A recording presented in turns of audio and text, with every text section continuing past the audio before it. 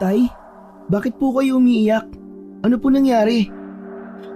Nagtungo si Kapitan Willie dito kanina. Kinausap niya ako tungkol sa lupang kinatatayuan ng ating bahay.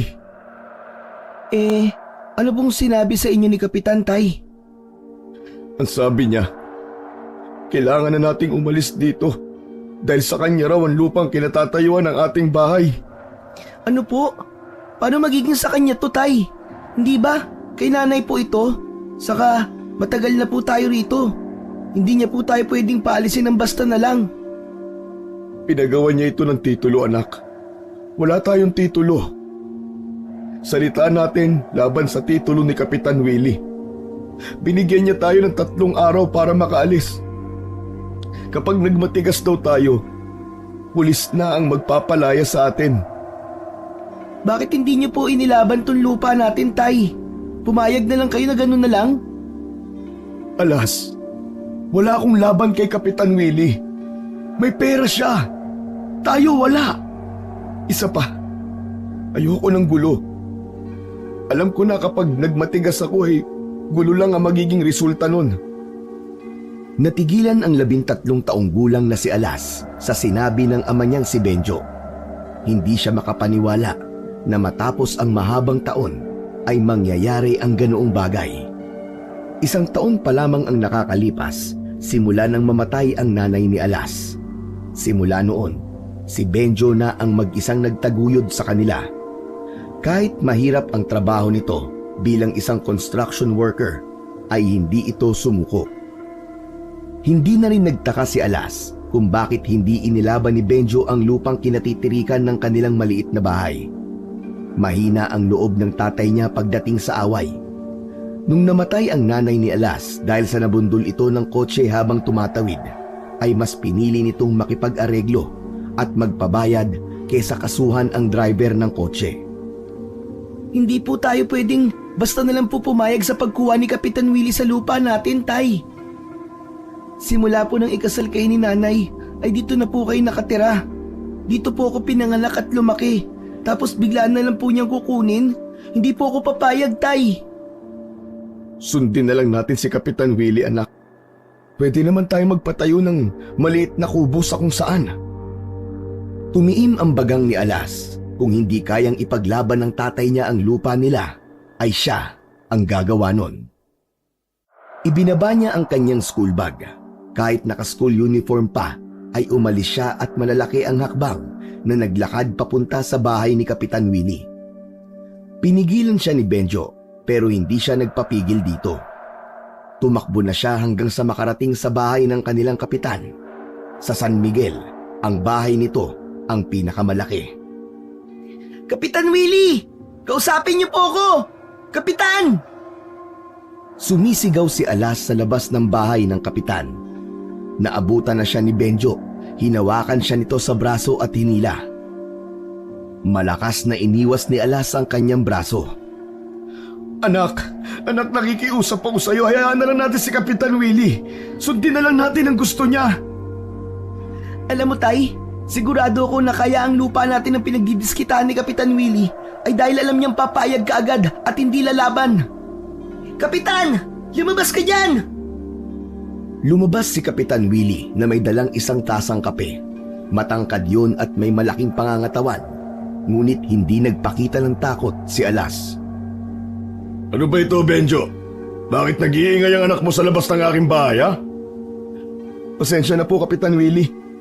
Kapitan, totoo ba ang sinasabi ni tatay? Pinapaalis niyo kami sa bahay namin? Oo, bakit? Dahil ang lupang yun ay hindi sa inyo. Sinabi sa akin na namatay kong lolo na sa kanya ang lupang kinatitirikan ng inyong bahay. Napagawan ko na rin yun ng titulo. Wala kaming pakialam sa titulo mo. Amin ang lupang yun, Kapitan. Matagal na kami nakatira ron. Alas, bata ka pa nga. Hindi mo pa naiintindihan ang mga ganitong bagay. Dapat nga'y magpasalamat pa kayo sa akin dahil binigyan ko pa kayo ng ilang taon para manirahan doon. Pero kailangan ko na ang lupa. Pagtatayuan ko yun ng video bar para merong mapaglibangan ng mga tao rito sa San Miguel. Hindi kami papayag, Kapitan. Hindi kami aalis sa bahay namin. Pumayag na ang tatay mo, Alas. Wala ka nang magagawa. Benjo, kausapin mo na nga yung anak mo. Paliwanagan mo naman para hindi magmukhang mangmang na susugod dito. Ikaw ang tatay niya, kaya responsibilidad mong ituro sa kanya ang mga legal na bagay. Opo, Kapitan. Huwag po kayo mag-alala, kakausapin ko po kagad si Alas. Pasensya na po talaga. Anak, tara na, umuwi na tayo. Ayoko, Tay. Talaga bang ganun yun na lang kadali isusuko ang bahay at lupa natin? Anak, ayoko ng gulo. Hindi po kami aalis sa bahay namin, Kapitan. Kahit magpatawag ka pa ng mga pulis. At hindi rin ako aalis dito hanggat hindi nyo sinasabi na hindi nyo nakukunin ang bahay at lupa namin. Hoy bata, huwag mong ubusin ang pasensya ko ha. Hindi uubra sa akin ang tapang mo na yan. Hindi na nagsalita pa si Alas. Matapang siyang tumayo at matalim ang matang tiningnan si Kapitan Willie. Desidido siyang manatili roon hanggang sa bawiin ni Kapitan Willie ang mga sinasabi nito. Ipinaglaban niya hanggang sa huli ang bahay at lupa nila. Matigas ka talagang bata ha. Sige, tignan natin kung hanggang saan ang tapang mo. Ngumisi si Kapitan Willie at pumasok sa loob ng bahay. Anak naman, nakikiusap ako sa iyo bilang ama mo. Makinig ka naman sa akin. Tara na, umuwi na tayo. Tay, palagi po ako nakikinig sa inyo. Pero hindi na po sa pagkakataong ito. Hindi po ako aalis dito. Gusto kong makasiguro na hindi na kukunin ni Kapitan Willie ang bahay at lupa natin. Anak, makapangyarihan siya kesa sa atin. Mas may pera siya. Wala tayong laban sa kanya. Sundin na lang natin ang gusto niya. Umalis na tayo na matiwasay sa bahay para hindi na magkagulo pa. Makalipas ang ilang minuto, lumabas muli si Kapitan Willie. Ngunit sa pagkakataon na yon, ay dala na nito ang malaki nitong aso na naglalaway at galit na tumatahol sa kanila. Hawak ng kapitan ang kadena na nakakonekta sa leeg ng aso nito. Napaatras si Alas dahil sa takot sa aso. O ano? Sinagad mo na ang pasensya ko, Alas. Ayaw mo talagang umalis? Pwes, itong si Bangis na ang bahalang magpalaya sa'yo. Anak, tara na! Hindi ako natatakot sa aso mo, Kapitan! Biglang binitiwan ni Kapitan Willie ang kadena at agad na sumugod ang malaking aso kay Alas. Nanlaki ang mga mata ni Alas at hindi siya nakagalaw sa kanyang kinatatayuan. Hindi niya akalain na talagang papakawalan ni Kapitan Willie ang aso nito. Bago pa man makalapit ang aso kay Alas, ay humarang na si Benjo sa kanya. Tumalon ang aso at sinunggaban si Benjo. Napasigaw si Benjo nang kagatin ito ng aso sa braso. Imbis siya ang makagat ng aso, ay ang tatay niya ang kinagat nun. Alas! Tumakbo ka na! Bilisan mo! Naghanap si Alas ng maaari niyang gamitin upang masindak ang aso. Isang malaking bato ang nakita niya. Kinuha niya ang bato. Akmang ipupukpok niya yun sa ulo ng aso nang biglang sumigaw si Kapitan Willie. Kung ako sa'yo, ay hindi ko gagawin yan. Pwede ko kayong kasuhan ng animal cruelty at trespassing. Sige, Alas! Ituloy mo! Subukan mo! Tama na, Kapitan! Oo na! Aalis na po kami sa lupa namin! Tama na po! Bangis! Bumalik ka na rito! Sa isang utos lang na yun ni Kapitan Willie ay pinakawalan ng aso ang braso ni Benjo. Mabilis siyang bumalik sa tabi ng kapitan. Sige na! Umalis na kayong dalawa! Dahil sa ginawa nyo, gusto ko'y umalis na kayo bukas na bukas din sa bahay ninyo! Pero sabi niyo po, ay 3 araw pang ibibigay niyo sa amin na palugit, Kapitan. Ha! Sisihin mo ang anak mo! Kung hindi siya sumugod dito nang wala sa hulog, hindi ko kayo agad-agad paaalisin. Wala nang nagawa sina Alas at Benjo kundi ang umalis sa bakuran ng bahay ni Kapitan Willie. Nagtungo sila sa health center upang mapaturukan ng anti-rabies si Benjo. Mabuti na lamang at hindi pa yun nakasarado at nakaabot pa sila, kaya nabigyan ng injection ang tatay ni Alas. Tahimik si Alas nang makauwi sila sa kanilang bahay. Umupo ang tatay niya. Bakas sa mukha nito ang pagod. Humaplos ang awa sa puso ni Alas habang nakatingin kay Benjo. Hindi niya maiwasang sisihin ang sarili sa sinapit ng kanyang tatay. Tay, sorry po ah. Hindi po kayo makakagat ng aso ni Kapitan Willie kung hindi po naging matigas ang ulo ko. Hayaan mo na, anak. Hindi mo naman ginustong nangyari. Ang importante ay hindi ka nasaktan. Pero tay, aalis na ba talaga tayo dito sa bahay natin? Wala na tayong magagawa, anak. Wala na tayong karapatan sa bahay at lupa na to. Si Kapitan Willie na nagmamay-ari nito. Magpapahinga lang ako ng konting oras. At pagkatapos ay mag-i-empake na tayo ng mga gamit natin, ha? Binalot ng lungkot si Alas. Alam niya na sa sandaling yon ay wala na silang magagawa kundi ang umalis sa kanilang bahay. Natakot na siya na kalabanin pa si Kapitan Willie dahil sa nangyari sa kanyang tatay. Kinabukasan ng umaga ay umalis na sina Alas at Benjo. 2 malaking bag at isang sako ang dala nila. Naglakad lamang ang mag-ama sa ilalim ng tirik na araw. Nang makarating sila sa isang baryo, ay nagtanong-tanong agad doon si Benjo kung saan ito maaaring magtrabaho. Isang babae sa sari-sari store ang nagsabi sa kanila na naghahanap ng mga mag-aalaga ng mga halaman ang isang may edad na lalaki sa lugar na yon. Itinuro pa sa kanila ng babae ang bahay ng sinabi nitong lalaki. Tatay, marunong ka bang mag-alaga ng halaman? Oo naman. Bago kay pinanganak ng nanay mo, marami siyang alagang halaman na namumulaklak. Tinutulungan ko siya noon sa pag-aalaga ng mga yon.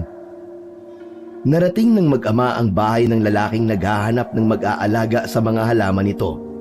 Nakita nila na maraming namumulaklak na halaman sa paligid ng bahay.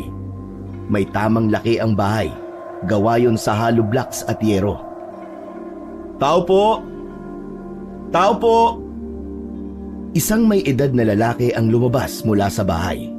Meron yung tamang taas at pangangatawan.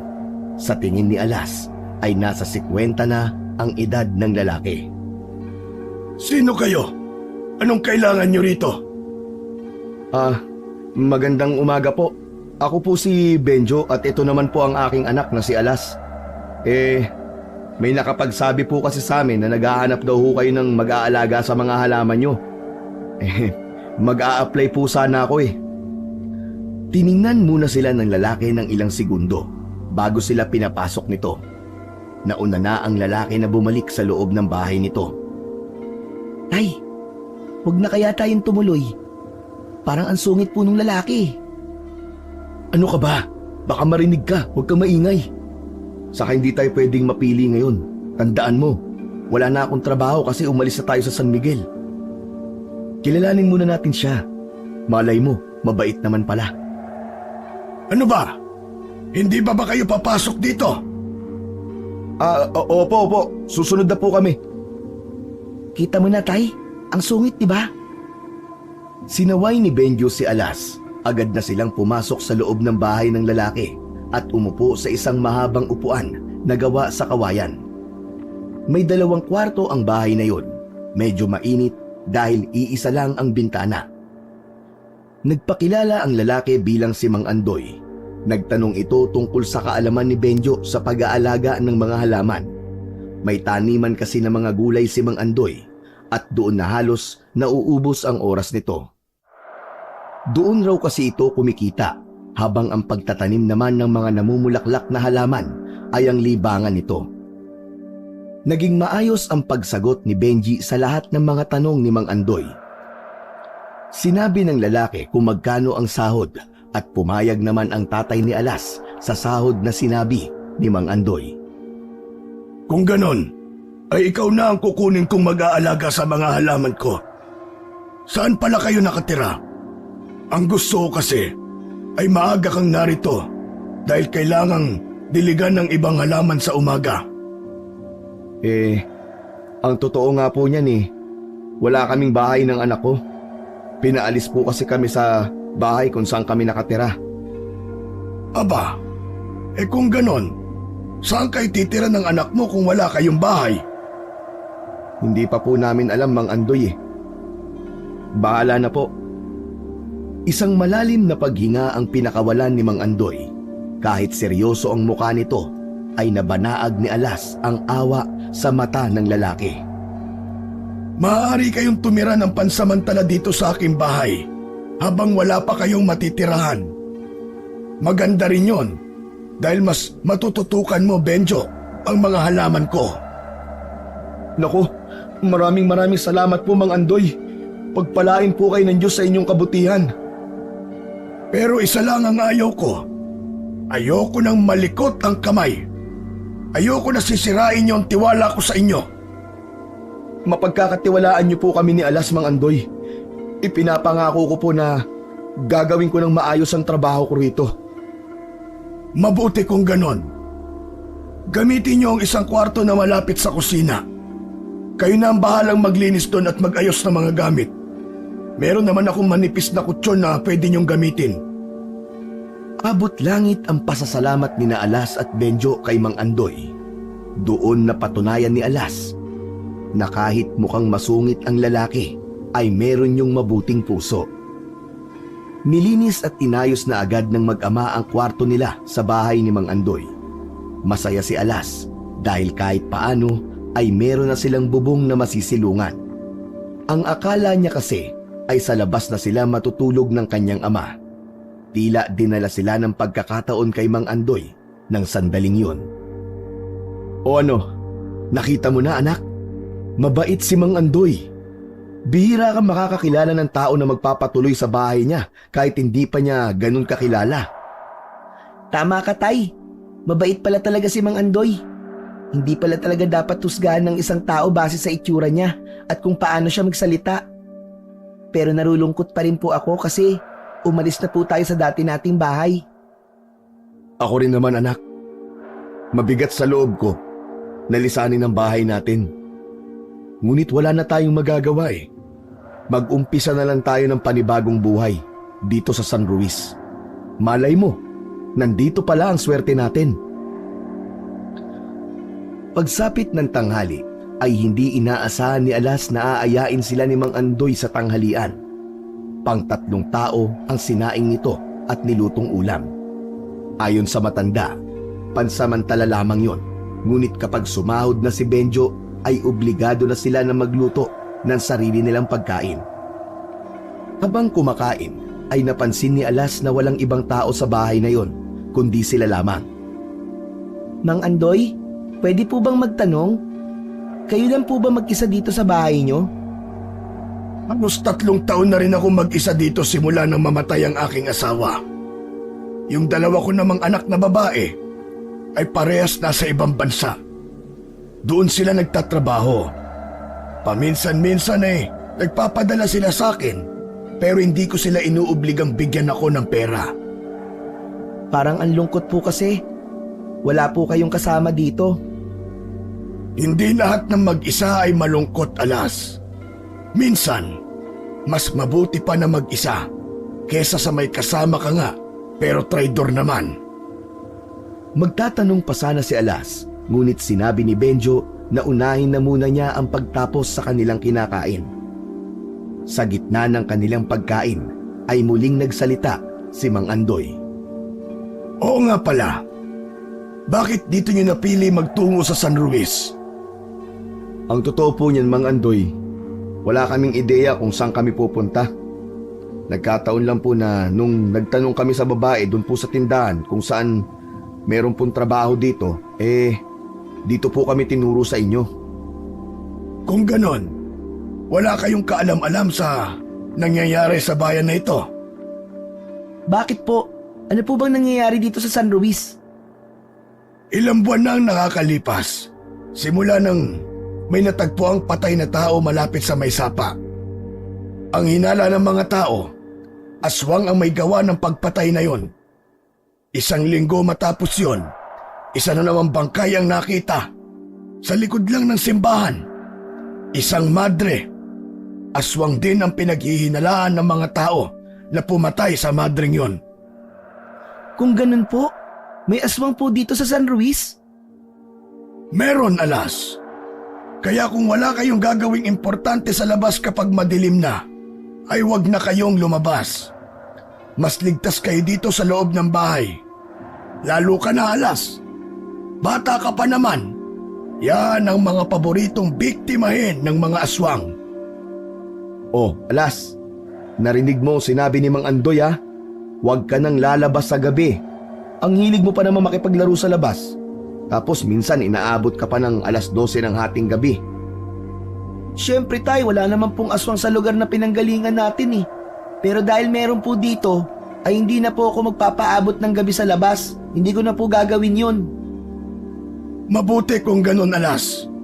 Matuto kang makinig sa sinasabi sa'yo na mas nakatatanda. At hahaba ang buhay mo. Sige na, kumain na kayo ulit. Nagpaalala lang ako sa inyong mag-ama para hindi na kayo magulat sa mga mangyayari sa mga susunod na araw. Kinagabihan, habang nag-aayos na ng higaan si Benjo, ay nakatingin lang rito si Alas habang yakap ang unan. Ngunit lumilipad ang isip niya. Hindi pa rin kasi nawala sa isip niya ang sinabi ni Mang Andoy na merong aswang sa San Ruiz. Alas! Alas! Huy, Alas! Ay po, bakit po? Ang sabi ko, akin na yung mga unan. Kanina ko pa sinasabi sa'yo pero nakatulala ka dyan. May problema ba, anak? Iniisip ko lang po yung sinabi ni Mang Andoy kanina eh. Tay, totoo po ba ang mga aswang? Alam mo anak, sa tagal ko nang nabubuhay dito sa mundo, kahit dulo ng kuko ng aswang ay wala pa akong nakikita. Para sa akin, hindi sila totoo. Paano niyo po ipapaliwanag yung dalawang pinatay daw dito ng aswang? Alam mo, sa tingin ko tao may kagagawan nun. Sinasabi lang ng mga tao na aswang kasi gusto nila na merong masisisi. Siguro, hindi nila matukoy kung sino ang pumatay sa mga yon. Pero anak, mas mabuti na wag na rin tayong lumabas kapag gabi na. Para na rin sa pansarili nating kaligtasan. Pero, yung pagkikwento po kasi ni Mang Andoy, parang kumbinsido siyang aswang ang pumatay sa mga yon, tay. Ay nako, tama na yan. Pwede bang wag na natin pag-usapan yan, anak? Kailangan mong matulog ng maaga at may pasok ka pa bukas. Anak, ayos lang ba sa'yo na mas napalayo ka na ngayon sa school mo? Oo naman, tay. Kayang-kaya ko naman pong lakarin yon. Hindi ka maglalakad sa pagpasok at pag-uwi mo. May natabi pa akong pera. Sumakay ka na lang ng tricycle para hindi ka masyadong mapagod. O sige na, akin na yung mga unan para mailagay ko na rito sa higaan natin. Tay, sigurado po ba kayong hindi ako maglalakad? Baka maubusan po tayo ng pera. Hindi yan. Saka pwede naman siguro akong bumalik kay Mang Andoy. Gagalingan ko na lang sa trabaho para matuwa siya sa akin. Yun na ang naging simula ng panibagong buhay ni Alas at Benjo sa San Ruiz. Unti-unti ay nasanay si Alas sa pagbabago sa routine niya sa araw-araw. Nadagdagan ang baon niyang pera sa school dahil palagi siyang pinasasakay ng tricycle ng tatay niya dahil lumayo na siya sa kanyang eskwelahan.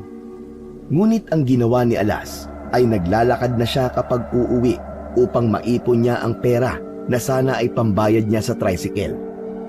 Naisip niya na malapit na ang kaarawan ng kanyang tatay. Iisang sapatos lang ang meron nito at sira pa.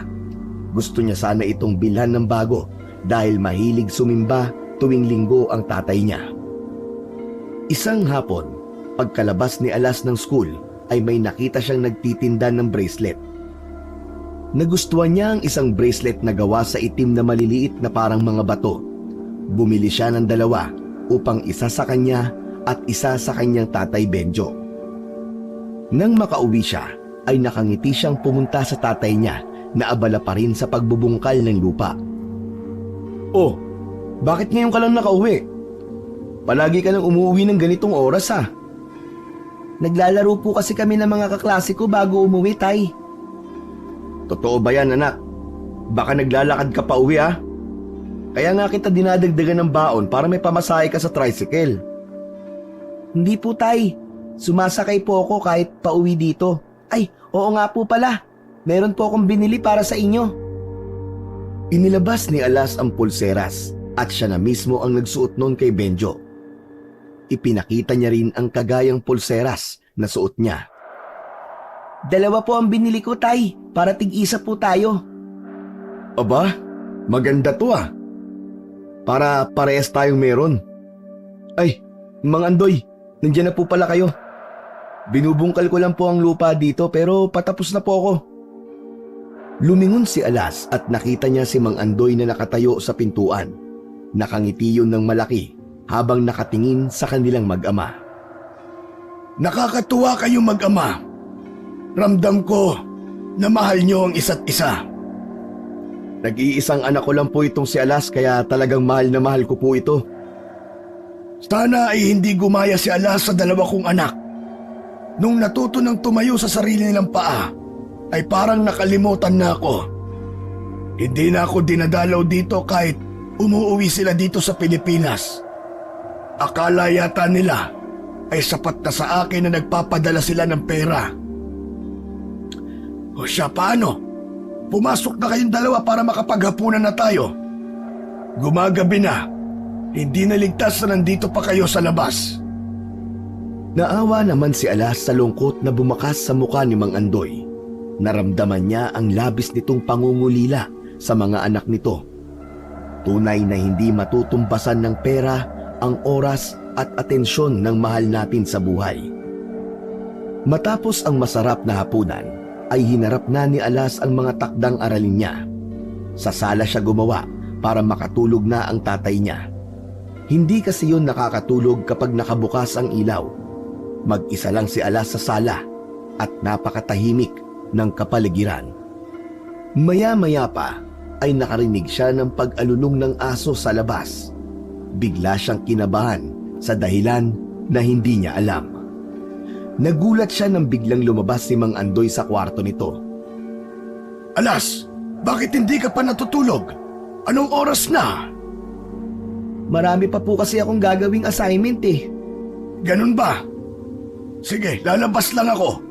May bibili lang akong gamot dyan sa malapit na tindahan. Ang akala ko po ba hindi po tayo dapat lumalabas ng gabi, Mang Andoy? Kailangan kong mabili ang gamot na yon. Kung hindi, hindi ako makakatulog. Tapusin mo na yung ginagawa mo para makatulog ka na. Opo, mag-iingat po kayo, Mang Andoy. Sa pinto sa likod lumabas si Mang Andoy. Narinig naman niyang binuksan ni Mang Andoy ang maliit na bahay sa likod. Ayon kay Mang Andoy, ay mga personal nitong gamit at ng namayapa niyang asawa ang naroon, kaya hindi nila yun pwedeng buksan ng tatay niya. Minsan ay gustong pabuksan ni Alas ang bahay na yon upang makita niya kung ano ang naroon, pero iniisip niya na baka magalit si Mang Andoy kapag ginawa niya yon. Ipinagpatuloy ni Alas ang paggawa ng mga takdang aralin niya. Makalipas ang kalahating oras, ay hindi pa rin bumabalik si Mang Andoy. Hanggang sa matapos na siya sa kanyang ginagawa, ay wala pa rin ang matanda. Nag-aalala na si Alas para kay Mang Andoy. Gusto niya sanang gisingin ang tatay niya, pero nakita niya yung humihilik at mahimbing na natutulog. Ayaw naman niyang putulin ang pagpapahinga ng kanyang ama, kaya humiga na lang siya sa tabi nito.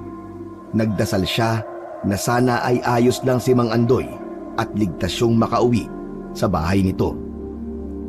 Pagsapit ng umaga, bumangon na si Alas. Wala na sa tabi niya si Benjo. Paglabas niya ng kwarto, ay nakita niya na nag-aalmusal na sina Mang Andoy at Benjo, kaya sinaluhan na niya ang dalawa. Napakasipag namang mag-aral ng anak mo, Benjo. Abay, mag-aalas 12 na ng gabi ay nag-aaral pa. Totoo po yan, Mang Andoy. Masipag talaga mag-aral si Alas. Palagi po yang may honor kaya talagang ipinagmamalaki ko po yan. Napakaswerte mo sa anak mo. Yung ibang bata, walang ginawa kundi ang maglaro. Sinabi ko po kasi sa kanya na kailangan niya mag-aral na mabuti kasi yan lang ang maipapamana ko sa kanya. Biglang naalala ni Alas ang nangyari kagabi. Na-curious siya kung bakit ang tagal ni Mang Andoy na bumalik nang lumabas ito. Mang Andoy, bakit po pala hindi kayo agad nakabalik kagabi nung lumabas po kayo? May iba pa po ba kayong pinuntahan? Lumabas po kayo kagabi, Mang Andoy? Hindi agad nakasagot si Mang Andoy at naging malikot ang mga mata nito. Oo, lumabas nga ako. Bumili ako ng gamot para makatulog ako. Pero ang tagal niyo po, Mang Andoy, ang sabi niyo po, sa malapit lang po kayo pupunta. Ay, napakwento pa kasi ako dun sa kakilala ko sa tindahan. Kaya hindi agad ako nakabalik. Alas, kung makapagtanong ka naman kay Mang Andoy para kang investigador. Ayos lang, Benjo. Normal sa mga bata ang ganyan. Masyadong matanong. Nagkatinginan silang tatlo nang makarinig siya ng sigawan ng mga tao sa labas. Sabay-sabay silang tumayo at lumabas ng bahay. May mga taong nagtatakbuhan sa isang direksyon. Tinanong ni Mang Andoy ang isang lalaki na dumaan kung ano ang nangyari. Ayon sa lalaki, ay may natagpo ang patay na babae sa isang bakanting lote. Sandali lang, at titingnan ko lang yon, ha? Nauna nang maglakad si Mang Andoy papunta sa bakanting lote. Alas, dito ka lang ha. Susundan ko lang si Mang Andoy. Sasama po ako sa inyo, Tay. Gusto ko rin po makita yung babaeng patay. Ang bata mo pa para makakita ng ganung bagay. Dito ka lang. Magbantay ka dito sa bahay. Saka tapusin mo na yung almusal mo at mag-asikaso ka na sa pagpasok sa school. Napakamot na lang sa ulo si Alas. Curious kasi siya sa kung ano ang itsura ng patay na natagpuan sa bakanting lote. Sa pagkakataon na yon, ay nanalo ang kagustuhan ni Alas. Sumunod siya kina Mang Andoy at sa tatay niya sa bakanting lote. Maraming tao ang naroon. Pinapalibutan ng mga yun ang bangkay. Isiniksik ni Alas ang sarili sa kumpol ng mga tao hanggang sa makarating na siya sa unahan. Bumaligtad ang sikmura niya nang makita ang itsura ng babaeng pinatay. Puno ng latay ang buong katawan nun at may malaking butas sa dibdib nito. Wala na ang puso ng babae. May mga taong nagsabi na umatake na naman daw ang aswang sa San Luis. Nabigla si Alas nang may biglang humatak sa braso niya. Ikaw ang kulit mo talagang bata ka, ha? Hindi ba ang sabi ko sa'yo ay huwag kang pupunta dito? Tay, gusto ko lang naman pong makita yung... Halika na, umuwi na tayo. Ang kulit-kulit mo talaga. Hinila siya ni Benjo paalis sa bakanting lote hanggang sa makauwi na sila sa bahay ni Mang Andoy. Bumalik sila sa kusina upang kumain pero parehas silang hindi makakain dahil sa nakita nilang bangkay na babae. Alam mo anak, hindi ka pa dapat nakakakita ng mga ganong bagay sa edad mo. Pero Tay, yung babae po, grabe naman po ang ginawa sa kanya. Bakit kailangan siyang patayin sa ganung paraan? Halang ang kaluluwa ng gumawa nun sa kanya. Walang puso. Siguro po, totoo yung sinabi ni Mang Andoy. May aswang nga talaga dito sa San Luis. Sa tingin ko po kasi, hindi yun kayang gawin ng isang tao. Ano po sa tingin nyo, Tay? Yan nga din ang iniisip ko anak. Hindi ako naniniwala sa aswang pero nung makita ko yung itsura ng bangkay ng babae, parang bigla na akong naniwala. Kaya kailangan natin mag-ingat Alas. Lalo ka na. Tigilan mo na muna ang paglalaro bago umuwi para hindi ka na ginagabi ha. Opo, Tay. Nagkaroon ng takot si Alas dahil sa nangyari. Ngunit mas matindi ang kagustuhan niyang makapag-ipon ng pera upang makabili ng sapatos si Benjo. Sa kabila ng sinabi ng tatay niya, ay hindi pa rin siya tumigil sa paglalakad kapag pauwi na siya mula sa eskwelahan. Binibilisan na lamang ni Alas ang paglalakad upang hindi siya abutin ng dilim sa kalsada. Sa paglipas ng mga araw ay naging ligtas naman sina Alas. Kapag madilim na ay nagsasarado na sila ng pinto at bintana. Hindi na rin sila lumalabas kapag gabi na upang makaiwas sa panganib na maaaring naghihintay sa kanila sa labas ng bahay.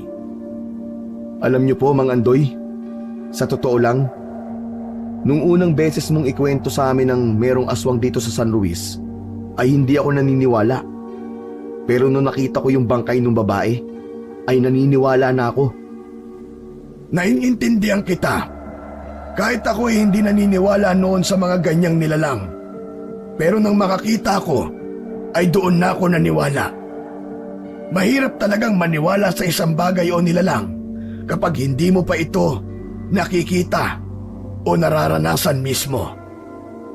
Ibig pong sabihin, nakakita na po kayo ng aswang, Mang Andoy? Matagal ng panahon yon.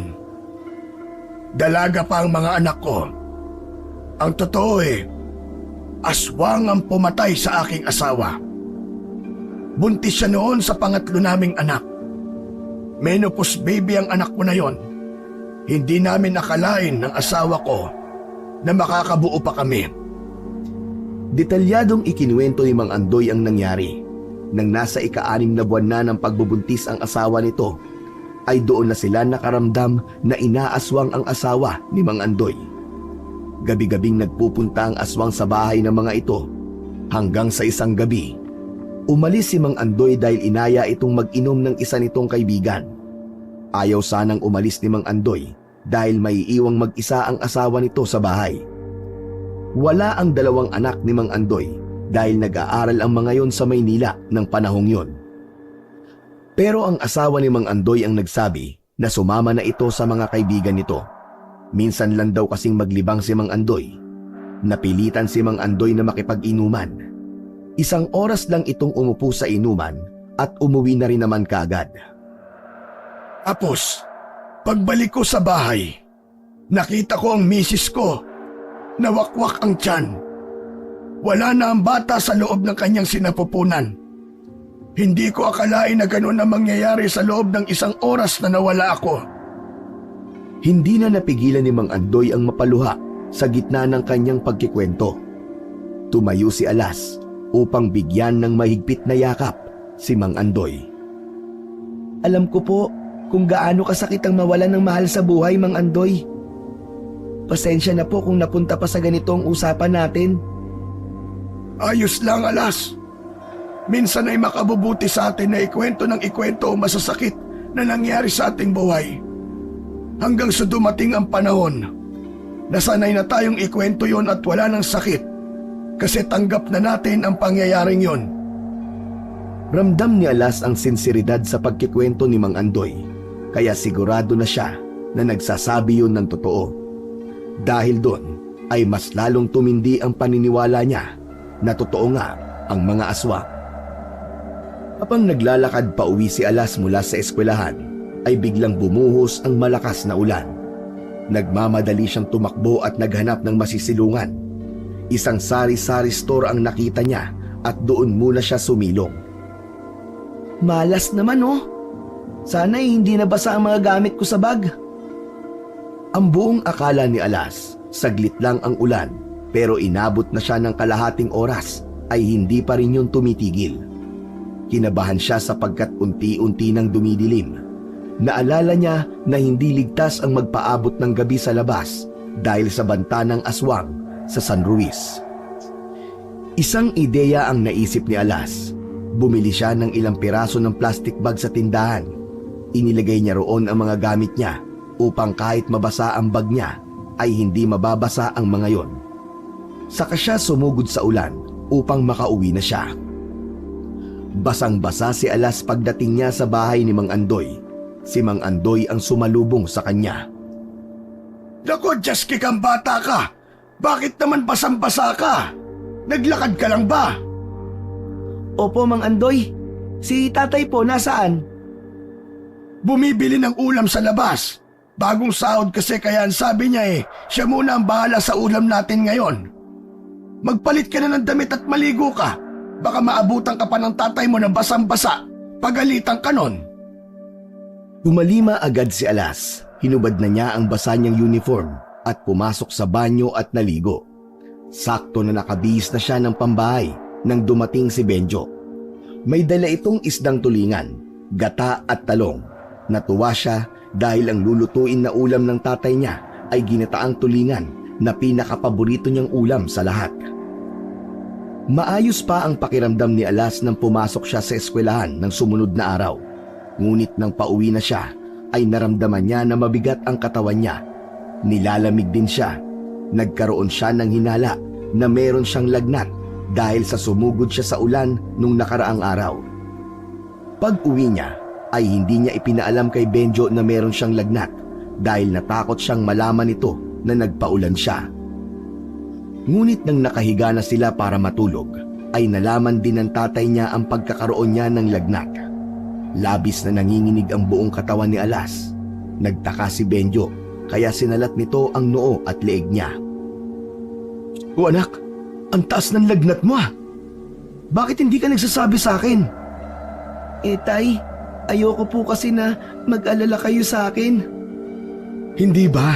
Sinabi ko sa'yo na kapag may nararamdaman ka ay magsabi ka sa akin. Sandali, at tatanungin ko si Mang Andoy kung may gamot siya sa lagnat. Sandaling lumabas si Benjo sa kwarto. Nang bumalik ito ay sinabi nito na walang nakatabing gamot para sa lagnat si Mang Andoy. Dito ka lang Alas ha. Bibili lang ako ng gamot sa labas.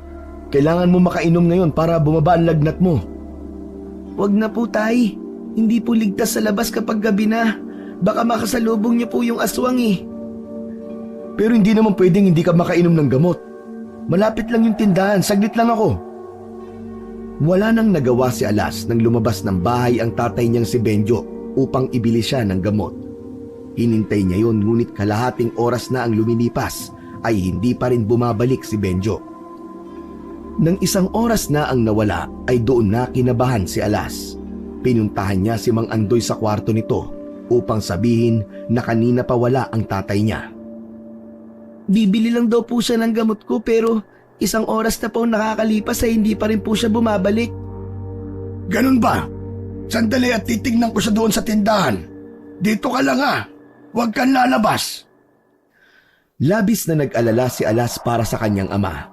Kung sakali na may mangyaring masama roon, ay walang ibang dapat nasisihin kundi siya. Kung hindi sana siya nagpaulan, ay hindi siya magkakaroon ng lagnat. Hindi sana lalabas ang tatay niya ng oras na yon para ibili siya ng gamot. Nang bumalik si Mang Andoy, ay napansin ni Alas ang lungkot sa mukha nito. Mang Andoy, nakita niyo po ba si tatay? Hindi. Sarado yung malapit na tindahan. Siguro'y naghanap pa siya ng bukas na tindahan. Hintayin na lang natin siya at sigurado ako nababalik din yun maya-maya.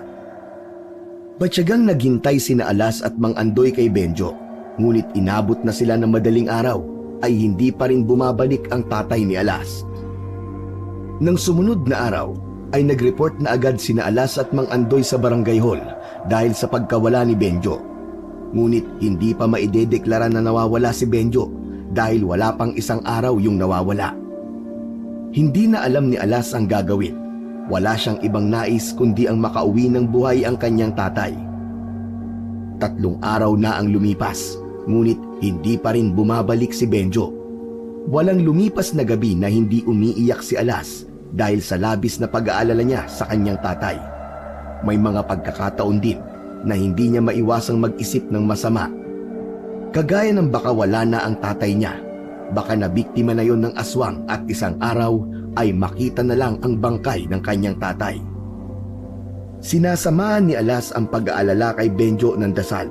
Sa kabila ng mga negatibong bagay na tumatakbo sa isip niya, ay umaasa pa rin siya na ligtas at buhay ang kanyang mahal na tatay. Malaking bagay na kasama ni Alas si Mang Andoy dahil meron siyang nakakausap. Ito ang nagpapalakas ng loob niya at nagbibigay sa kanya ng pag-asa na isang araw ay uuwi na ang kanyang ama. Alas, pumasok ka na rito sa loob at madilim na. Nakahanda na ang hapunan. Niluto ko ang paborito mo, yung ginataang tulingan. Salamat po Mang Andoy. Maya-maya na po ako kakain. Dito po muna ako.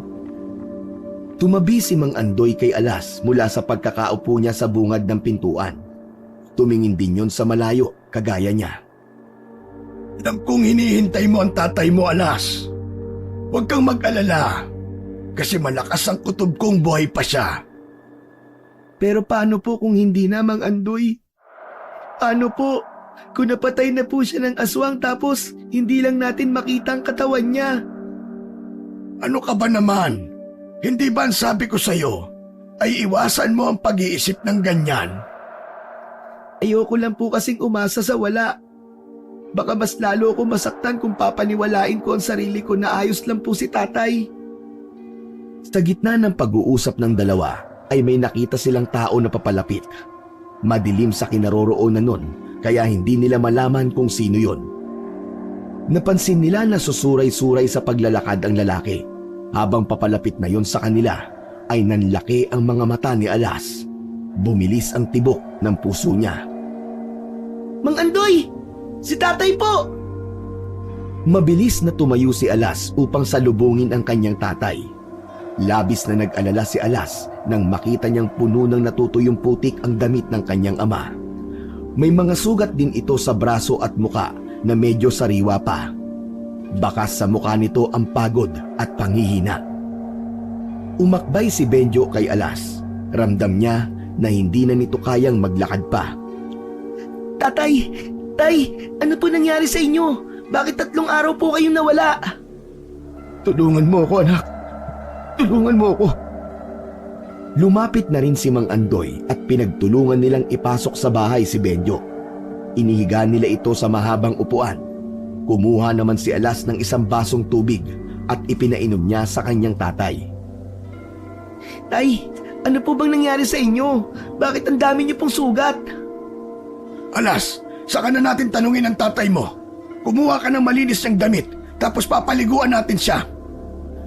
Tumalima agad si Alas sa utos ni Mang Andoy. Kahit papaano ay nabawasan ang pag-aalala niya dahil nakauwi na ang tatay niya. Yun nga lang, nagkaroon siya ng malaking katanungan kung ano ang nangyari rito sa mga araw na wala ito sa bahay ni Mang Andoy. Matapos mapaliguan ay nilinis na ni Mang Andoy ang mga sugat ni Benjo. Niligyan na rin ito ng gamot. Habang kumakain si Benjo ay tahimik ito. Hindi na muna nag-usisa si Alas dahil naisip niyang tama si Mang Andoy na kailangan na makapagpahinga muna ng kanyang ama. Sa takot na meron si Benjo sa mata, alam ni Alas na hindi biro ang pinagdaanan nito. Agad na humiga si Benjo matapos kumain. Nakatulog agad yon. Tinabihan ni Alas si Benjo at pinagmasdan ang mukha nitong payapang natutulog. Ilang araw na hindi nagsalita si Benjo. Nakakulong lamang ito sa kwarto mula umaga hanggang gabi. Lalabas lang ito kapag kakain o kaya naman ay gagamit ng banyo. Malaki ang pasasalamat ni Alas kay Mang Andoy dahil naiintindihan nito ang pinagdadaanan ng kanyang tatay. Hindi nito yun pinilit na magtrabaho sa mga tanim nitong halaman. Makalipas ang 1 linggo, unti-unti nang bumabalik sa normal si Benjo. Habang kumakain sila ng hapunan, ay bigla itong nagsalita tungkol sa nangyari rito nung nawala ito. Nung lumabas ako, para bumili ng gamot mo, Alas, sarado yung malapit na tindahan kaya naganap ako ng ibang tindahan. Habang naglalakad naman ako, isang aswang ang umatake sa akin. Nataranta ako. Hindi ko alam kung saan ako pupunta. Ang nasa utak ko lang nun ay ang makalayo sa aswang at makauwi rito ng buhay. Takbo lang ako ng takbo hanggang sa hindi ko na namalayan na nasa loob na ako ng gubat. Kung ganun, tay, sa loob po ng 3 araw ay nasa gubat po kayo? Oo, anak. Naligaw ako ron at hindi ko na alam ang daan pabalik. Itong mga sugat ko ay dahil sa aksidenteng nangyari sa akin sa gubat. Nadulas ako at nagpagulong-gulong. Ang akala ko nga doon na ako mamamatay. Pero naisip kita, anak ko. Hindi pa ako pwedeng mawala kasi nag-aaral ka pa. Kailangan mo pa ako. Kaya kahit alam ko nakakaunti ang pag-asa kong makalabas sa gubat na yon, naglakad pa rin ako ng naglakad. Hanggang sa makalabas na ako at makauwi na rito. Naiyak si Alas nang sa wakas ay narinig na niya ang kwento sa nangyari sa tatay niya. Hindi niya lubos maisip na dumanas ito ng ganoong kahirap sa loob ng 3 araw. Walang pagkain at walang tubig. Muntik pa itong mamatay nang dahil sa isang aswang. Tumayo si Alas upang bigyan ng mahigpit na yakap ang kanyang ama. Tay, huwag kang mag-alala. Ligtas na po kayo ngayon at hindi na po yun mauulit. Isang araw, habang nasa school si Alas ay nilapitan siya ng kaklase niyang lalaki na isa sa mga kaibigan niya. Ayon dito, ay kaarawan nito kaya nag-imbita ito ng ilan sa mga kaklase nila na malapit dito. At isa si Alas sa inimbitahan ng kaibigan niyang yon. Medyo natuwa naman si Alas dahil nakatira sa San Miguel ang kaibigan niya. Ang totoo, namimiss niya ang lugar kung saan sila matagal na tumira ng kanyang ama. Matapos ang klase nila, ay dumiretso na sila ng mga imbitadong kaklase niya sa bahay ng may kaarawan. Simpleng handaan lamang yon. May pansit, spaghetti, tinapay at pritong manok. Habang kumakain sila, ay tinanong ni Alas ang kaibigan niya kung ano na ang bago sa San Miguel. At labis siyang nagulat sa sinabi nito. Ayon sa kaibigan ni Alas, ay halos 1 linggo nang patay si Kapitan Willie. Natagpuan ang katawan nito sa mismong labas ng bahay nito na wala ng buhay. Ang hinala raw ng mga tao ay aswang ang pumatay sa kapitan dahil wakwak ang tiyan nun at wala na ang mga lamang loob. Hanggang sa makauwi si Alas sa bahay ni Mang Andoy, ay nasa utak niya pa rin ang nakakagimbal na balita na nasagap niya sa San Miguel. Nang nakaiga na sila sa papag ni Benjo, ay sinabi niya rito ang nangyari kay Kapitan Willie. Tay, di ba kanina galing po ako sa San Miguel? Alam niyo po ba ang sabi sa akin ng kaibigan ko? Patay na daw po si Kapitan Willie. Ano? Paano namatay yun? Masamang damo yun ah. Totoo po, Tay. Ang hinala raw po ng mga taga roon ay isang aswang daw po ang pumatay kay Kapitan Willie. Kung ganun, hindi lang po pala rito sa San Luis merong aswang. Meron na rin po sa San Miguel. Talagang lahat ng kasamaan ng isang tao ay merong katapusan. Merong karma na maniningil sa kanila. Kung totoo man na pinatay ng aswang si Kapitan Willie, sa tingin ko'y dapat lang yun sa kanya dahil kinamkam niya ang lupa natin. Sandali, Tay. Bakit parang biglang nag-iba ang ihip ng hangin ngayon? Dati sabi niyo po, mali na humiling na may masamang mangyari sa isang tao kahit gaano pa siya kasama. Hindi naman ako humiling, anak ah. Kusang nangyari yung kay Kapitan Willie. Pero maganda ay napunta tayo kay Mang Andoy dahil sa nangyari. Nagkaroon tayo ng bagong kaibigan na parang pamilya na rin natin.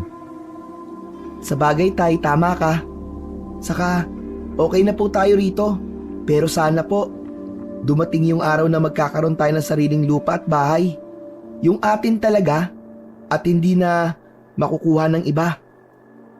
Huwag kang mag-alala, anak. Matutupad yung pangarap mo na yan kung mag-aaral ka ng mabuti. Alas, gawin mo ang lahat para makapagtapos ka hanggang kolehiyo ha. Gusto ko na magkaroon ka ng maginhawang buhay kapag malaki ka na. Bakit ako lang po? Siyempre kasama rin po kayo dun, Tay. Kung makapagsalita naman po kayo, parang mamamatay na po kayo. Hoy, ano ka bang bata ka? Kung ano nung sinasabi mo, hindi pa ako mamamatay, no? Matulog ka na at may pasok ka pa bukas. Patayin mo na rin yung ilaw para makatulog na ako. Sige na, anak. Pinatay na ni Alas ang ilaw at bumalik na siya sa tabi ng kanyang tatay. Nagpasalamat siya sa Diyos dahil hindi nito hinayaan na mawala ang tatay niya sa kanya.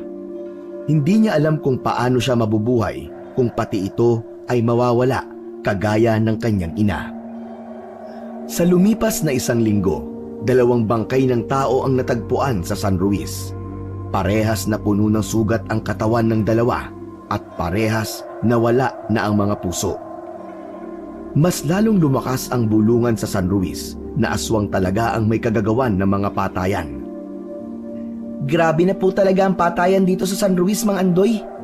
Nakakatakot na po talaga yung aswang. Kaya nga kailangan ay mag-iingat tayong lahat. Isa pa, hindi tayo sigurado kung ilan ang aswang dito. Ibig pong sabihin, may posibilidad po na marami sila? Kung minsan, grupo-grupo ang mga aswang na yan. May mga pagkakataon na nakakalat sila sa isang lugar. Sa umaga, aakalain mo na isa silang normal na tao kagaya natin. Pero sa gabi, doon na sila nagiging halimaw. Bakit po? Parang ang dami niyo pong alam sa mga aswang-aswang na yon. Baka po aswang kayo, Mang Andoy ah. Biro lang po. Alam ko po na hindi po kayo aswang. Kasi kung aswang po kayo, malamang matagal na po kaming patay ni tatay. Matapos sabihin yun ni Alas, ay nagpaalam si Mang Andoy na gagamit ito ng banyo. Hindi alam ni Alas kung tama ang pakiramdam niya, pero tila umiwas si Mang Andoy sa kanya matapos niyang bitawan ang biro niya na baka aswang si Mang Andoy. Nang dahil sa naging reaksyon ni Mang Andoy sa biro ni Alas, ay nagkaroon si Alas ng pagdadalawang isip. Napatanong siya sa kanyang sarili kung aswang nga ba talaga si Mang Andoy. Ngunit agad din niyang inalis yun sa ulo niya dahil ibinalik niya ang sinabi niya na kung aswang yun ay matagal na silang pinatay nito.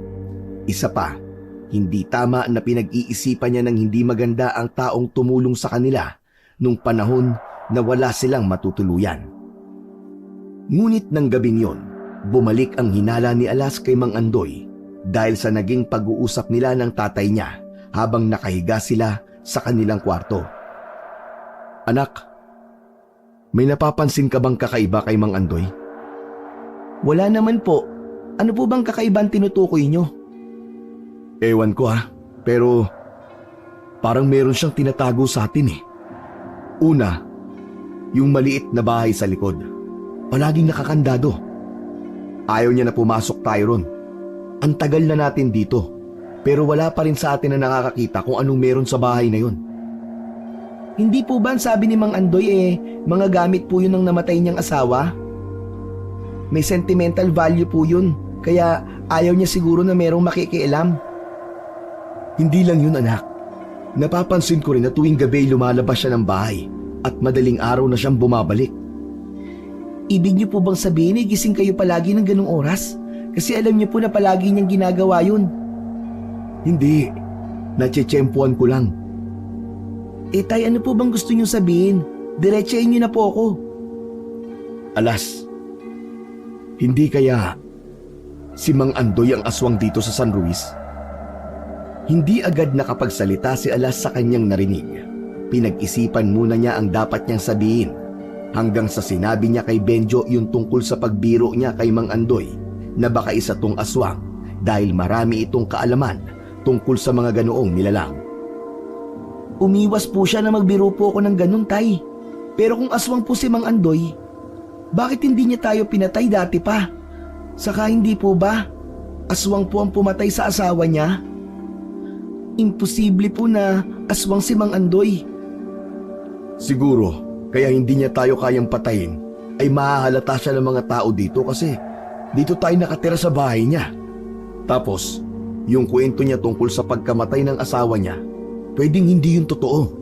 O kaya ay ibiniti ni Benjo ang sasabihin. Kapwa ng laki ang mga mata nila habang nakatingin sa isa't isa. Baka si Mang Andoy ang pumatay sa asawa niya.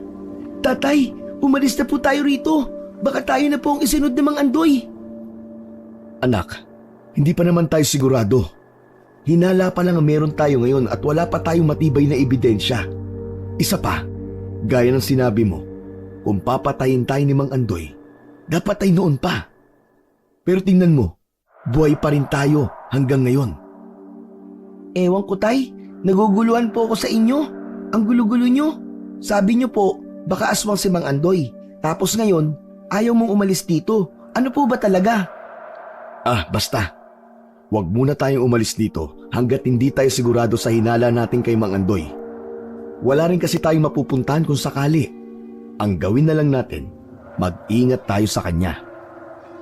Sa tagal nila sa bahay ni Mang Andoy, ay noon lamang nakaramdam ng ganitong takot si Alas, maliban noong nawala ang kanyang tatay ng 3 araw. Hindi niya alam kung ligtas pa ba sila roon o dapat pa rin silang magtiwala kay Mang Andoy. Isang gabi, nakaramdam ng tawag ng kalikasan si Alas. Lumabas siya ng kwarto at nagtungo sa banyo. Sandali lang siya roon at nang palabas na siya ay napansin niya na nakabukas ang pinto sa likod ng bahay. Isasarado niya sana yon, pero aksidente siyang napasilip sa labas. Nakita niya na bahagyang nakaawang ang pinto ng maliit na bahay sa likod. Noon pa man ay nais niya nang makita kung ano ba talaga ang meron sa maliit na bahay, kaya hindi na nagdalawang isip si Alas na lumapit doon.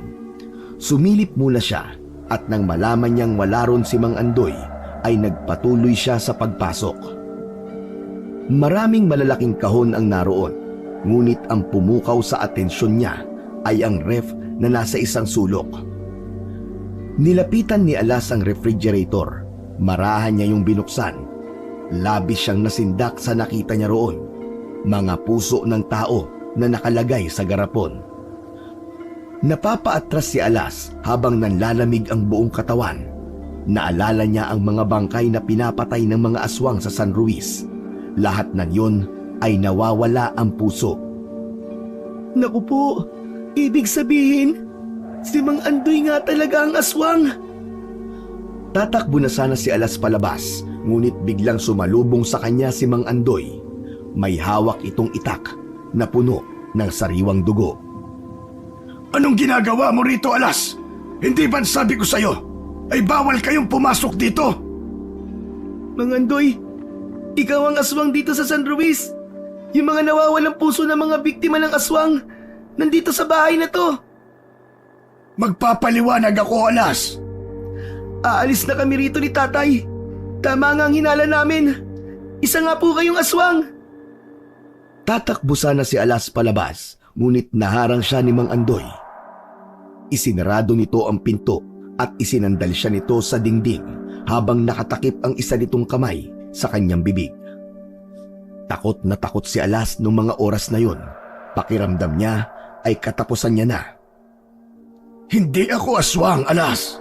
Ang totoo, ako ang pumapatay sa mga aswang dito sa San Luis. Yung mga bangkay ng tao na natatagpuan dito, ako ang pumatay sa kanila. Kinukuha ko ang puso nila bilang simbolo ng pagpatay ko sa kanila.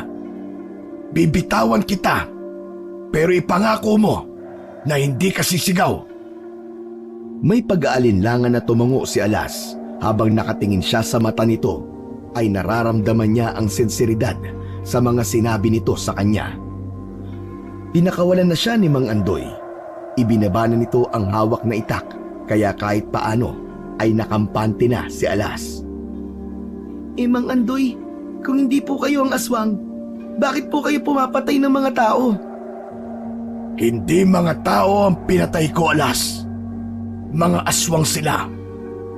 Marami silang nandito sa San Luis at hindi ako titigil hanggat hindi sila nauubos. Ginagawa ko to bilang paghihiganti sa ginawa ng lahi nila sa aking asawa at anak.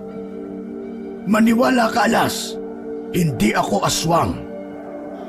Ayon pa kay Mang Andoy, natutunan nito ang pakikipaglaban sa mga aswang dahil meron itong mga kaibigan na manunugis at albularyo. Sinadya nitong pag-aralan ang bagay na yon para maipaghiganti ang asawa at anak nitong naging biktima ng isang aswang. Ipinakita rin ni Mang Andoy kay Alas ang mga gamit nito sa pakikipaglaban sa aswang. Nakalagay yon sa isang malaking kahon. Sa pagkakataon na yon, ay nakumbinsi na ni Mang Andoy si Alas na nagsasabi ito ng totoo. Isa lang ang pakiusap ko sa iyo, Alas. Sana'y wag mo nang sabihin sa tatay mo ang bagay na ito. Ang totoo ay wala akong balak na ipagsabi ito sa iba. Ngunit wala na akong magagawa kundi ang umamin sa iyo. Huwag po kayo mag-alala, Mang Andoy. Ligtas po sa akin ang sikreto nyo. Nawala na ang bigat sa dibdib ni Alas dahil napatunayan niyang hindi aswang si Mang Andoy. Nang bumalik na siya sa silid nila ng kanyang ama, ay kinabahan siya sapagkat wala roon si Benjo. Humahango siyang lumabas at nagtungo sa kwarto ni Mang Andoy. Mang Andoy, si tatay po. Wala po siya sa kwarto namin. Ano? Saan naman siya nagpunta? Hindi ko po alam. Baka po lumabas na naman po siya. Hahanapin ko po siya. Mamaya na natin siya hanapin. Hintayin muna natin siya dito. Baka bumalik din siya kaagad. Mahirap na. Baka magkasalisi tayo. Hindi na mapakali si Alas sa muling pagkawala ni Benjo. Kahit ilang oras pa lang yung nawawala, ay abot langit na ang kanyang pag-aalala. Naisip niya na baka may aswang na naman na umatake sa kanyang tatay. Mang Andoy, baka pwede pong hanapin na natin si tatay. Hindi po kaya inatake na naman siya ng aswang sa labas? Baka po nasa gubat na naman siya. Para mawala ang pag-aalala mo, hahanapin ko si Benjo. Dito ka lang. Hindi ligtas kung sasama ka pa sa akin. Mang Andoy, hindi ko po kayang manatili dito habang wala akong ideya kung ano na po nangyari sa tatay ko. Sasama po ako sa inyo, parang awa niyo na po. Hayaan niyo po akong samahan kayo sa paghanap sa tatay ko. Matiim na tumingin si Mang Andoy kay Alas hanggang sa nakita nito ang determinasyon sa kanyang muka. Sige, payag na ako. Ngunit kailangan nating magdala ng armas at proteksyon kahit paano. Hindi natin alam kung may aswang tayo makakaengkwentro sa paghahanap natin sa tatay mo. Nagtungo ang dalawa sa maliit na bahay sa likod. Ibinigay ni Mang Andoy kay Alas ang isang itak, habang si Mang Andoy ay buntot ng pagi at isang kakaibang patalim ang kinuwang armas para rito. Isang anting-anting ang isinuot ng lalaki sa leeg ni Alas. Para saan po itong kwintas? Pangontra yan sa aswang. Makakaramdam sila ng sakit kapag malapit ka sa kanila habang suot mo yan. Paano po kayo? Wala po ba kayong isusuot na ganito? Isa lang ang ganyan ko. Ibinigay yan sa akin ng kaibigan kong antingero. Pero huwag ka mag-alala. Kaya ko ang sarili ko. Hindi ito ang unang beses na makikipaglaban ako sa aswang. Tara na, hanapin na natin ang tatay mo. Hindi na nagsayang ng oras ang dalawa. Sinimulan na nilang hanapin si Benjo sa buong San Luis, ngunit bigo silang makita yon. Doon na sila nagdesisyon na magtungo na sa gubat. Habang tinatahak nila ang daan papasok sa gubat, ay hindi maiwasan ni Alas ang kabahan. Tinalasan niya ang pakiramdam niya.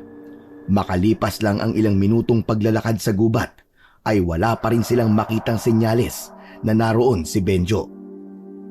Hanggang sa may nakita silang bakas ng paa sa maputik na bahagi ng gubat. Sinundan nila ang mga bakas upang alamin kung kanino yon. Nagulat si Alas nang bigla siyang hilahin ni Mang Andoy upang magtago sa likod ng isang malaking puno. Bakit po, Mang Andoy? May naaamoy akong aswang sa paligid. Malapit lang siya sa atin. Huwag kang maingay kasi baka malaman niya na nandito tayo. Ano pong gagawin natin? Babalik na po ba tayo sa bahay niyo? Hindi, Alas. Kilala mo na ako. Wala akong aswang na inuurungan. Hindi ako titigil hanggat hindi nauubos ang aswang dito sa San Luis. Dito ka lang at lalabas ka lang kapag sinabi ko. Nagkakaintindihan ba tayo? Opo, Mang Andoy. Lumabas si Mang Andoy mula sa likod ng malaking puno, habang si Alas naman ay naiwan doon na kinakabahan at natatakot. Kung sakali, yun ang unang beses na makikita niya ang pakikipaglaban ni Mang Andoy sa isang aswang. Lumabas ka sa pinagtataguan mo, aswang! Alam kong nandiyan ka lang! Hindi mo na ako maluloko! Sa kalagitnaan ng katahimikan, biglang may sumipol na hangin at mula sa dilim ay lumitaw ang isang aswang. Nakakatakot ang anyo nun. May mahahabang kuko, matutulis na ngipin at nagliliyab na mga mata. Wala ako rito para makipaglaban sa'yo. Hindi ako ang aswang na pumapatay sa mga tao sa lugar na ito. At sa tingin mo ba ay maniniwala ako sa'yo? Pare-parehas kayo mga aswang. Lahat kayo ay pumapatay ng mga taong walang kalaban-laban. Kagaya ng ginawa niyo sa asawa at anak ko. Biglang sumugod si Mang Andoy sa aswang. Una itong nagpakawala ng paghampas ng buntot ng pagi, ngunit mabilis siyang naiwasan ng aswang. Umatras ang aswang na tila walang balak makipaglaban kay Mang Andoy. Muling umatake si Mang Andoy at sa pagkakataon na yon ay nagawa nitong saksakin ng patalim sa tagiliran ang aswang. Sinundan yon ng malakas na hagupit ng buntot ng pagi na lumatay sa dibdib ng halimaw. Malakas na napasigaw sa sakit ang aswang. Sa pagkakataon na yon, tila napilitan ng lumaban ang aswang kay Mang Andoy upang protektahan ito ang kanyang sarili. Hindi alam ni Alas, ngunit tila pamilyar sa kanya ang boses ng aswang. Nagpalitan ng malalakas na pag-atake ang dalawa. Nagawang makalmot ng aswang sa braso si Mang Andoy. Napaatras ito ngunit hindi yun nagpatinag. Nagpatuloy ang laban. Walang tigil ang palitan ng atake ni Mang Andoy at ng aswang. Nakita ni Alas kung gaano kahusay si Mang Andoy sa pakikipaglaban. Ngunit ang aswang ay may kakaibang lakas at bilis. Mabilis na umikot si Mang Andoy sa likod ng aswang. Itinarak nito ang patalim sa likod ng aswang ng ilang beses. Padapang bumagsak ang aswang sa lupa. Agad na umibabaw si Mang Andoy at ipinilupot niya ang buntot ng pagi sa leeg nito. Ito na ang katapusan mo! Magsasama na kayo ng mga aswang na pinatay ko sa impyerno! Itinaas ni Mang Andoy ang patalim. Anumang sandali ay handa na nitong kitilin ang buhay ng aswang. Ngunit napatingin si Alas sa braso ng aswang at isang bagay ang nakita niya roon. Walang iba kundi ang pulseras na ibinigay niya noon sa kanyang ama. Nilukob ng pangamba si Alas nang mapagtanto niya na ang aswang ay ang kanyang ama na si Benjo. Mang Andoy, wag! Napatingin si Mang Andoy sa kanya nang may pagtataka. Mabilis na tumakbo si Alas palapit sa dalawa. Umiiyak niyang hinawakan ang kamay ni Mang Andoy na tangan ang patalim. Huwag niyo po siyang papatayin, Mang Andoy. Parang awa niyo na po. Ano ba sinasabi mong bata ka? Kailangan mamatay ng halimaw na ito dahil marami pa siyang mabibiktimang tao kapag hinayaan ko siyang mabuhay. Mang Andoy, si tatay po yan. Si tatay po yan. Naguguluhang tiningnan ni Mang Andoy ang aswang. Umalis ito sa ibabaw ng aswang at iniharap yon sa kanila.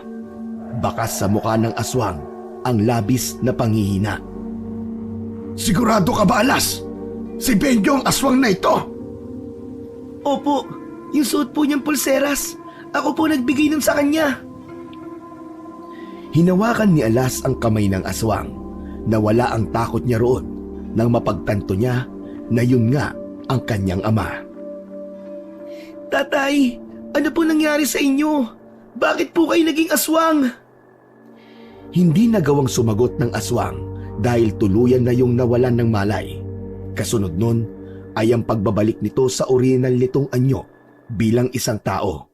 At doon ay nakumpirma nga ni Alas na si Benjo ang aswang na muntik ng patayin ni Mang Andoy. Mabuti na lang at nagawang kumbinsihin ni Alas si Mang Andoy na wag patayin si Benjo. Gulong-gulo ang utak niya habang buwat ni Mang Andoy ang tatay niya upang iuwi yon sa bahay nito. Nang makauwi na sila, ay inihiga ni Mang Andoy si Benjo sa mahabang upuan. Nagtungo sila sa kusina upang doon mag-usap. Nagtimpla ng kape si Mang Andoy habang si Alas naman ay nakatulala at pilit na pinoproseso ang lahat. Hindi ko po alam kung paano naging aswang si tatay, Mang Andoy. Kung dati pa siyang aswang, parang imposible po. Araw-araw po kami magkasama at kahit minsan, ay hindi ako nakaramdam na merong kakaiba kay tatay. Posible na nayanggaw ang tatay mo, Alas. Ano po yun, Mang Andoy? Ibig sabihin, napasaan ng pagiging aswang ang tatay mo ng isang aswang. Maraming paraan upang mangyari yun. Maaaring hindi alam ni Benjo na napasahan siya o kusang loob niya iyong tinanggap. Sa tingin ko naman po, walang dahilan para gustuin ni tatay na maging aswang. Hindi niya po yun gagawin. Malalaman natin yan kapag nagising na siya. Kailangan nating alamin sa kanya kung ano ba talaga ang nangyari. At sana ay magsabi siya sa atin ng totoo. Maya-maya pa ay narinig ni na Alas ang pag-ingit ng mahabang upuan sa sala. Sabay silang napatayo at nagtungo sa sala at nakita nila si Benjo na meron ng malay. Marahang yung bumangon at umupo. Walang takot na nilapitan ni Alas ang kanyang ama. Wala siyang pakialam kahit isa yung aswang. Mas nangingibabaw sa kanya ang pagiging anak niya rito. Tay, huwag po muna kayong bumangon. Magpahinga po muna kayo. Nahihiya ako sa inyo. Lalo na sa iyo, anak. Hindi ko akalain na matutuklasan niyo ang aking sikreto. Ano ba ang nangyari sa'yo, Benjo? Bakit naging isa kang aswang? Hindi ko po ito ginusto, Mang Andoy. Pero nang malaman ko ang kakayahan na meron ako nung naging aswang ako, ay nagustuhan ko na rin ang maging ganito. Ano pong ibig niyo sabihin, Tay? Hindi po kita maintindihan. Nagsimula nang magkwento si Benjo.